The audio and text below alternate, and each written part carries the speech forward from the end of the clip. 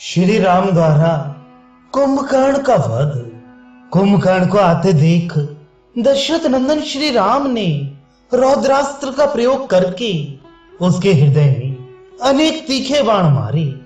श्री राम के बाणों से घायल हो वे सहसा उन पर टूट पड़ा। उस समय क्रोध से भरे हुए कुंभकर्ण के मुख से अंगार मिश्रित आग की लपटें निकल रही थीं। भगवान श्री राम के अस्त्र से पीड़ित हो राक्षस प्रवर कुंभकर्ण घोर गर्जना करता और रणभूमि में वानरों को खदेड़ता हुआ क्रोध पूर्वक उनकी ओर दौड़ा। श्री राम के बाणों में मोर के पंख लगे हुए थे। वे कुंभकर्ण की छाती में धस गए। अतः व्याकुलता के कारण उसके हाथ से गदा छूटकर पृथ्वी पर गिर पड़ी। इतना ही नहीं, उसके अन्य सब आयुध भी भूमि पर बिखर गए। जब उसने समझ लिया कि अब मेरे पास कोई हथियार नहीं है, तब उस महाबली निशाचर ने दोनों मुक्कों और हाथों से ही वानरों का महान संहार आरंभ किया। बाणों से उसके सारे अंग अत्यंत घायल हो गए थे, इसलिए वह खून से नहा उठा और जैसे पर्वत झरने बहाता है उसी तरह वह अपनी देह से रक्त की धारा बहाने लगा। वह खून से लथपथ और दुस्सह क्रोध से व्याकुल होकर वानरों, भालुओं तथा राक्षसों को भी खाता हुआ चारों ओर दौड़ने लगा। इसी बीच में यमराज के समान प्रतीत होने वाले उस बलवान एवं भयानक पराक्रमी निशाचर ने एक भयंकर पर्वत का शिखर उठाया और उसे घुमाकर श्री रामचंद्र जी को लक्ष्य करके चला दिया। परंतु श्री राम ने पुनः धनुष का संधान करके सीधे जाने वाले 7 बाण मारकर उस पर्वत शिखर को बीच में ही टूक टूक कर डाला, अपने पास तक नहीं आने दिया। भरत के बड़े भाई धर्मात्मा श्री राम ने स्वर्ण भूषित विचित्र बाणों द्वारा जब उस महान पर्वत शिखर को काट दिया, उस समय अपनी प्रभा से प्रकाशित सा होते हुए उस मेरु पर्वत के श्रृंग सदृश शिखर ने भूमि पर गिरते गिरते 200 वानरों को धराशायी कर दिया। उस समय धर्मात्मा लक्ष्मण ने, जो कुंभकर्ण के वध के लिए नियुक्त थे, उसके वध की अनेक युक्तियों का विचार करते हुए श्री राम से कहा, राजन, यह राक्षस शोणित की गंध से मतवाला हो गया है, अतः न वानरों को पहचानता है न राक्षसों को। अपने और पराये दोनों ही पक्षों के योद्धाओं को खा रहा है। अतः श्रेष्ठ वानर युद्धपतियों में जो प्रधान लोग हैं, वे सब ओर से इसके ऊपर चढ़ जाएं और इसके शरीर पर ही बैठे रहें। ऐसा होने से ये दुर्बुद्धि निशाचर इस समय भारी भार से पीड़ित हो रणभूमि में विचरण करते समय दूसरे वानरों को नहीं मार सकेगा। बुद्धिमान राजकुमार लक्ष्मण की यह बात सुनकर वे महाबली वानर यूथपति बड़े हर्ष के साथ कुंभकर्ण पर चढ़ गए। वानरों के चढ़ जाने पर कुंभकर्ण अत्यंत कुपित हो उठा और जैसे बिगड़ैल हाथी महावतों को गिरा देता है, उसी प्रकार उसने वेगपूर्वक वानरों को अपनी देह हिलाकर गिरा दिया। उन सबको गिराया गया देख श्री राम ने यह समझ लिया कि कुंभकर्ण रुष्ट हो गया है। फिर वे बड़े वेग से उछलकर उस राक्षस की ओर दौड़े और एक उत्तम धनुष हाथ में ले लिया। उस समय उनके नेत्र क्रोध से लाल हो रहे थे। वे धीरे धीरे श्री रघुनाथ जी उसकी ओर इस प्रकार देखने लगे मानो उसे अपनी दृष्टि से दग्ध कर डालेंगे।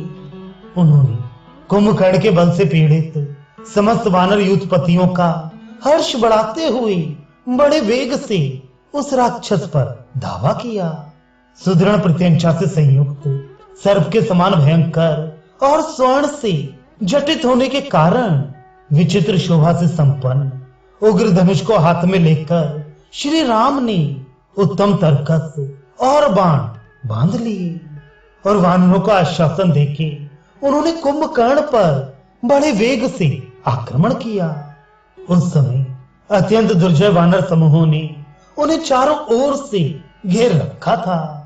लक्ष्मण उनके पीछे पीछे चल रहे थे। इस प्रकार वे महाबली वीर श्री राम आगे बढ़े।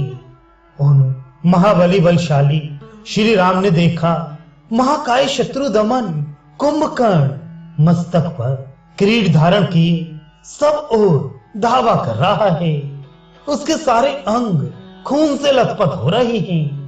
वह रोष से भरे हुए दिग्गज की भांति क्रोधपूर्वक वानरों को खोज रहा है और उन सब पर आक्रमण करता है। बहुत से राक्षस उसे घेरे हुए हैं। वह विंध्य और मंदराचल के समान जान पड़ता है। सोने के बाजूबंद उसकी भुजाओं को विभूषित किए हुए हैं तथा वह वर्षा काल में उमड़े हुए जलवर्षी मेघ की भांति मुंह से रक्त की वर्षा कर रहा है।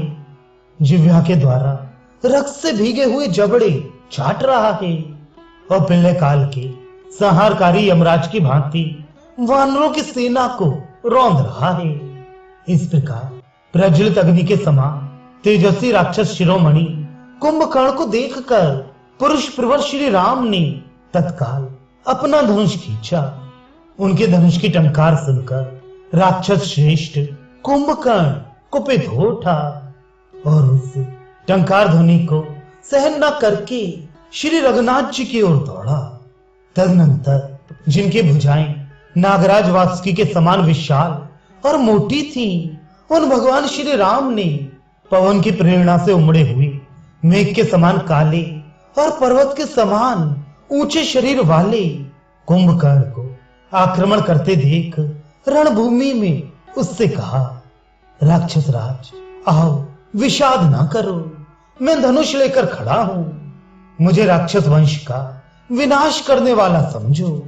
अब तुम भी दो ही घड़ी में अपनी चेतना खो बैठोगे, मर जाओगे।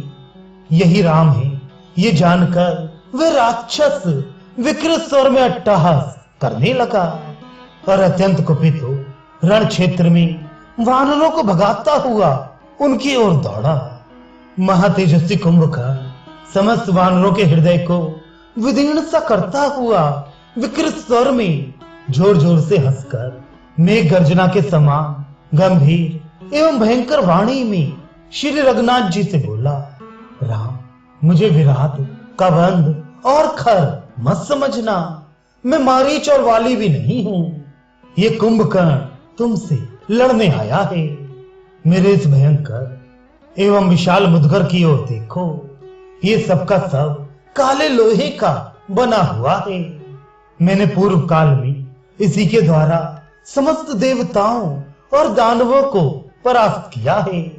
मेरे नाक कान नीचे से कट गए हैं। ऐसा समझकर तुम्हें मेरी अवहेलना नहीं करनी चाहिए। इन दोनों अंगों के नष्ट होने से मुझे थोड़ी सी भी पीड़ा नहीं होती है। निष्पाप रघुनंदन, तुम इक्ष्वाकु वंश के वीर पुरुष हो, अतः मेरे अंगों पर अपना पराक्रम दिखाओ। तुम्हारे पौरुष एवं बल विक्रम को देख लेने के बाद ही मैं तुम्हें खाऊंगा। कुंभकर्ण की यह बात सुनकर श्री राम ने उसके ऊपर सुंदर पंख वाले बहुत से बाण मारे। वज्र के समान वेग वाले उन बाणों की गहरी चोट खाने पर भी वे देवद्रोही राक्षस न तो क्षुब्ध हुआ और न व्यथित ही। जिन बाणों से शेष ताल वृक्ष काटे गए और वानर राज वाली का वध हुआ, वे ही वज्रोपम बाण उस समय कुंभकर्ण के शरीर को व्यथा ना पहुंचा सके। देवराज इंद्र का शत्रु कुंभकर्ण जल की धारा के समान श्री राम के बाण वर्षा को अपने शरीर से पीने लगा और भयंकर वेगशाली मुद्गर को चारों ओर से घुमा घुमाकर उनके बाणों के महान वेग को नष्ट करने लगा। तदनंतर वह राक्षस देवताओं की विशाल सेना को भयभीत करने वाले और खून से लिपटे हुए उस उग्र वेगशाली मुद्गर को घुमा घुमाकर वानरों की वाहिनी को खदेड़ने लगा।